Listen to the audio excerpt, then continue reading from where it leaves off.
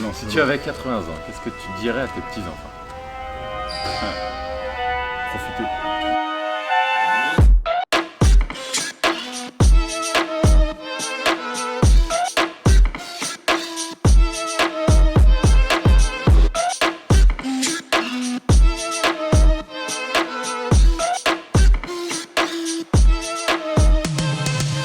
Bonsoir à vous, chers handballeurs, chères handballeuses, chères supportrices et supporters du Sam HB aujourd'hui.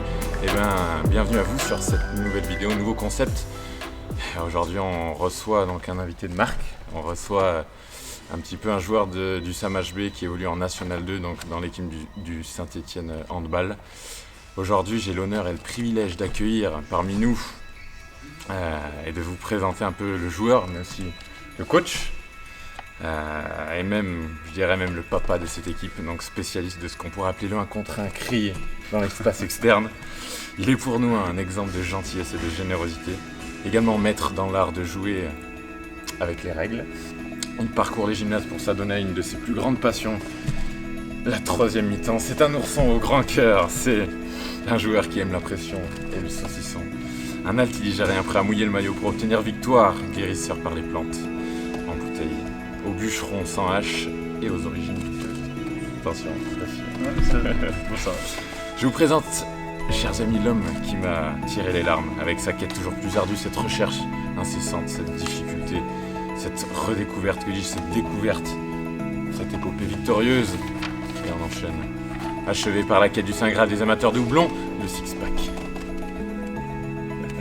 Il se moque derrière. J'ai nommé le seul, l'unique, Quentin Moret. Bonjour Quentin Moret. Je te fais un petit bisou. Un petit bisou quand même. Monsieur Pérez. Alors, bienvenue à toi. Donc j'ai pris quelques libertés pour te présenter, mais Pas de souci. la tâche revient quand même à l'intéresser. Aujourd'hui, on a Quentin Moret. D'où viens-tu? Qui es-tu? Présente-toi en quelques mots. Qu'est-ce que tu pourrais nous dire? Alors, Quelques mots rapides. Je viens issu de la région, pas très loin de Nord-Ardèche, d'Annonay.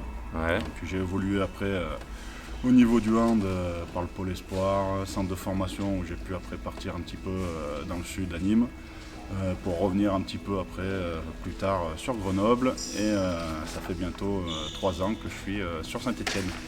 D'accord. Donc, voilà. Et Pas mal bougé. Ouais, j'ai pas mal d'accord. bougé avant d'atterrir ici et de revenir un petit peu aux sources entre guillemets. Alors, deuxième question un petit peu. Tu nous as raconté ton parcours, mais si on revient aux sources alors.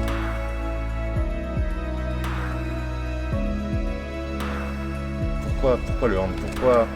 Pourquoi ce sport? Qu'est-ce qui t'a amené à débuter? Est-ce que tu as une petite histoire à nous raconter comme ça? Non, de toute façon, pourquoi j'ai débuté le hand, c'est que mes deux parents sont Ah ouais, le handballeurs. secret. Du coup, pas trop le choix. Depuis tout petit, je suis dans le gymnase depuis que je peux marcher. Donc, Ouais. dès que j'ai su marcher, je courais sur les terrains en suivant mes parents. Donc, Ton père qui te coachait peut-être? C'est ouais, tes c'est parents? c'est mes ouais. parents, les C'était deux parents, ces deux parents, mes deux parents quand j'étais sur Annonay, dans le club Annonay, qui m'ont suivi durant les quelques années que j'ai fait à Annonay, qui m'ont coaché, qui m'ont entraîné tous les deux.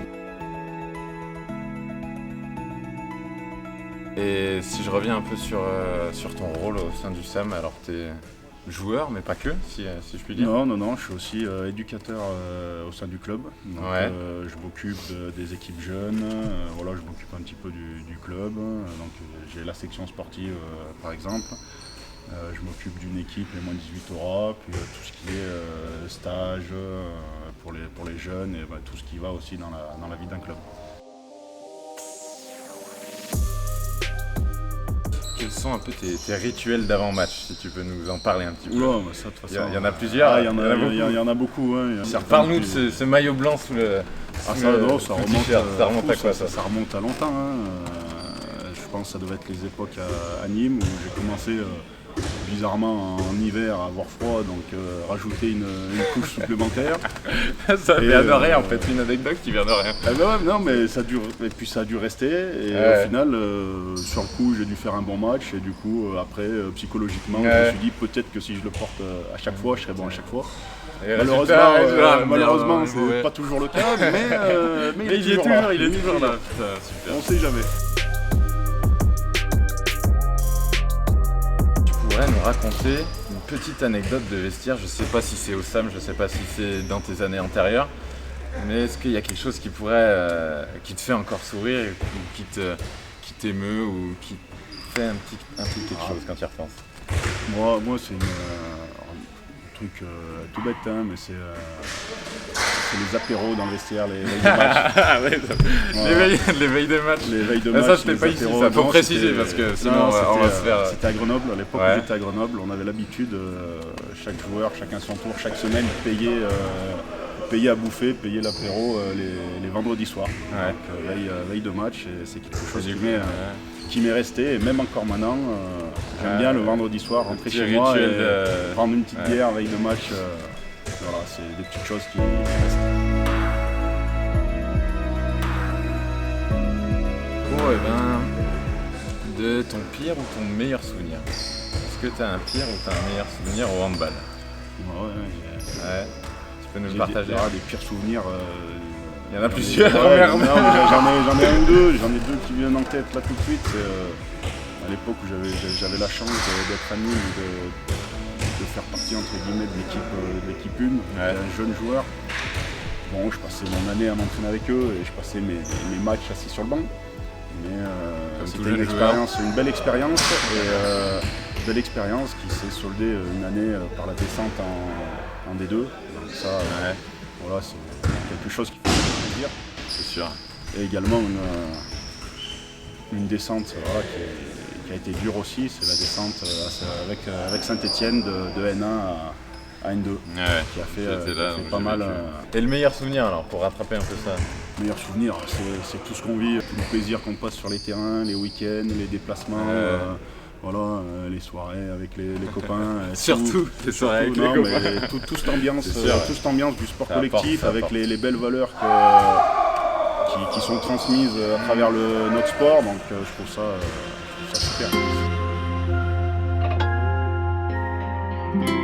Question en handball, alors je sais que tu as fait d'autres sports que le handball, est-ce que tu peux nous en parler un petit peu et quels sont tes hobbies en général? Non, par la binouse et non, j'ai fait 9 ou 10 ans de karaté quand j'étais jeune, à côté du hand. Donc les deux, je m'entraînais depuis tout petit. C'est un soir handball, un soir karaté, un soir handball, un soir karaté depuis que je suis jeune. Et j'ai fait 10 ans de karaté avant d'arrêter pour partir à 15 ans, pour partir au Pôle Espoir. D'accord. Ah oui. J'ai dû arrêter, j'ai dû faire un choix. Et le choix s'est porté sur le handball. Et d'autres hobbies sinon alors? Fan de presque tous les sports. Le sport féminin surtout. Voilà. Aussi.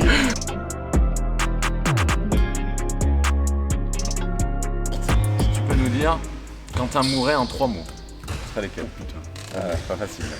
Ou dis-en un, si t'arrives pas à 3, je pense que je suis quelqu'un qui met de la bonne humeur. J'essaye de mettre la bonne humeur dans un groupe, d'être toujours de mettre la bonne humeur. Jovial. Allez, on va d'être entre guillemets serviable, d'être toujours là entre guillemets dès qu'il y a un problème, être là pour les copains, être là pour même dans le travail, j'essaye d'être assez. Ça se voit. Assez serviable, jovial. Et je dirais Don Juan. Tu veux. Allez, c'est bon. On le garde pour toi. Voilà. Allez. Toi, dans 10 ans maintenant, comment tu t'imagines? Dans 10 ans, j'aurais 37. Oh putain. J'aurais plus de cheveux malheureusement. Ah oui, tu nous as pas dit ton âge au début, putain. 27 ans. Et l'âge mental aussi, tu l'as pas dit, mais bon, ça on le garde. Ça on le garde pour nous, ça. On le garde pour nous. Ça dépend des moments. Ça dépend. Donc toi, dans 10 ans alors? Dans 10 ans, tu fais toujours du hand? Tu meurs sur le terrain. 37 ans, je pense que ça sera compliqué, à part vraiment juste pour me faire plaisir dans une petite équipe. Bon, j'espère faire du hand le plus longtemps possible. Tant que mon corps le permet et que j'arrive encore à me faire plaisir sur les terrains, je vais essayer de continuer. Entraîneur à plus haut niveau, même si pour l'instant ça m'intéresse pas trop, je préfère rester plus sur l'encadrement des jeunes. Donc on verra. Ok. C'est super important. Si tu gagnes 1 milliard direct, qu'est-ce que tu fais avec? Oh putain, ça fait trop déjà. J'ai pas besoin de tout ça. Ok, il le donne. J'en donne à qui? Une grande partie. une grande partie du Haddock et face à voilà. sa ferme autosuffisante. Et bien sûr, bien sûr. Mais non, je pense Projet que ferme autosuffisante. ça fait beaucoup. Hein. Moi, je garderai ce qu'il faut pour vivre tranquillement et le Ouais. reste, je partage avec un peu tout le monde. C'est beau. Ils font des cours derrière. Alors, maintenant, question plus réfléchie. Si tu avais 80 ans, qu'est-ce que tu dirais à tes petits-enfants? Profiter de la vie un maximum et surtout faire ce qui leur plaît. Ouais. Je pense que c'est important pour être heureux dans la vie, c'est de faire vraiment ce qui leur plaît.